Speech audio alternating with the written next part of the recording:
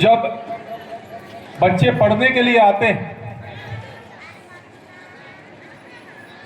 तो ये सोच जो माता पिता की, अभिभावक की होती है, उसको विद्यालय किस प्रकार से बच्चों में ढाल करके आगे बढ़ाए और देश समाज के लिए कुछ काम कर सकें, अपने माता पिता का नाम रोशन कर सकें, इसके लिए प्रयास करता है कि बच्चा जो है वो अपने आप में इतना काबिल बने। यह विद्यालय कोशिश करता है, वो शिक्षक कोशिश करते हैं। अभी कल ही हम लोगों ने सरस्वती जी की पूजा करी। कल सरस्वती पूजा थी। वसंत पंचमी के दिन सरस्वती पूजा होती है और सरस्वती जी को ज्ञान की देवी कहा जाता है। इनके बारे में छोटी सी जो कहानी वो मैं बताता हूँ, लगभग लोगों को पता होगी, हो सकता है किसी को ना भी हो। जब सृष्टि की रचना ब्रह्मा जी ने करी, विष्णु जी और शंकर जी से अनुमति लेकर के, तब सब कुछ बना दिया उन्होंने, मगर स्वर नहीं था। स्वर नहीं होने से सब कुछ शांत था। फिर उनको लगा कुछ कमी है, ब्रह्मा जी को लगा कि भाई कुछ कमी तो है। उन्होंने फिर से अनुमति ली और स्वर डाला। तो जब स्वर दिया तो माता सरस्वती का उदय हुआ। जब स्वर आया तो फिर साथ में ज्ञान भी आया। इस प्रकार से और माता सरस्वती स्वर और ज्ञान की देवी हो गई। हमारे बीच में जो हम बोलते हैं, वो बोलते हैं ना बहुत लोग कि उसकी जिह्वा में सरस्वती विराजमान हो गई। ये इसीलिए बोला जाता है कि माता सरस्वती जब बोलती है तो हमारी बातों में वो रहता है। तो वाणी जो है, वाणी की देवी, ज्ञान की देवी माता सरस्वती होती है। और आपके तो विद्यालय का ही नाम सरस्वती शिशु मंदिर है।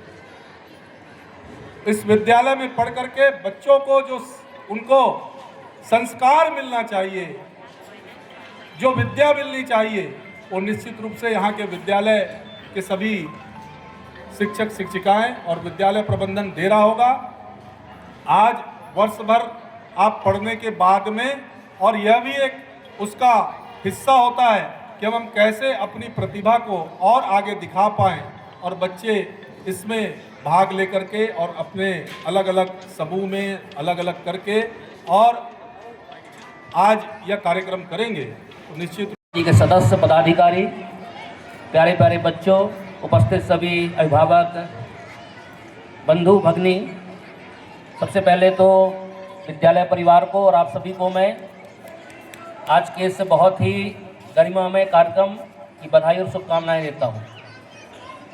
अभी मुझे पता चला कि इस विद्यालय से, अभी क्या पता चला, क्योंकि मैं भी विद्या भारती से जुड़ा हूं और यहाँ भी मेरा कुछ काम है, एक महाविद्यालय चलता है बिलासपुर में, उसका अध्यक्ष हूँ मैं। तो मुझे ये जानकारी थी कि यहाँ से 2 बहनें हमारी अंडर 10 में आई हैं।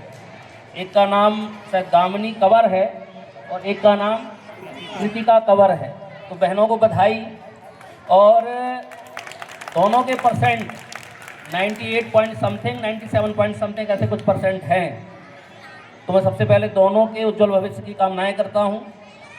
और जो यहाँ पर सभी बच्चे बैठे हुए हैं उनसे ये मैं एक निवेदन करता हूं, जैसे अभी गोपाल भैया बोल रहे थे, विद्या भारती या शिशु मंदिर के जो प्रोडक्ट हैं, यानी जो यहाँ के छात्र और छात्राएं पढ़ के निकले हैं, आज वो हर एक क्षेत्र में हैं।